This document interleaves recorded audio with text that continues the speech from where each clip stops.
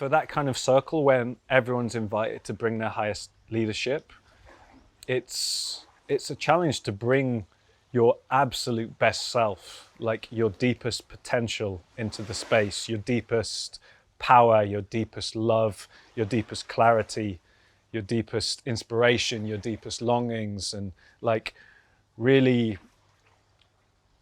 we might, if this was your last weekend alive, like what would you do right now? Like what really matters? Like, are you just going through the motions and kind of waiting to die, or are you actually accessing the spirit inside of you that actually does care about certain things and cares a lot and actually has skill and wants to act upon that? And like when 12 people in a circle are all doing that together and like negotiating all the things that are going on, because one person's angry, one person's crying, one person's like blissing out in ecstasy, and one person's disagreeing with what you just said, like what are you going to do in that environment?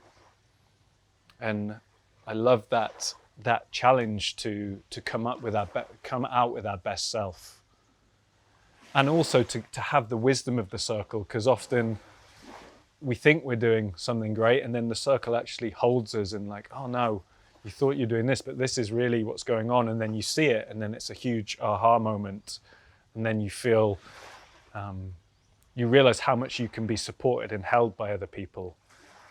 That was another piece for me of like how independent I was, and how actually kind of subtly disconnected from other people I was, and like in my own ideas.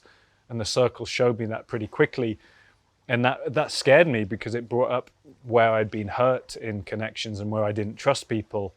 But having slowness around that to be met in that, and being able to like take off those lenses of distrust and where I've been hurt and put on these other lenses of like what's actually happening. Like, oh, that I'm scared of that person, but when I look at them, they actually look very soft and it looks like they do care for me.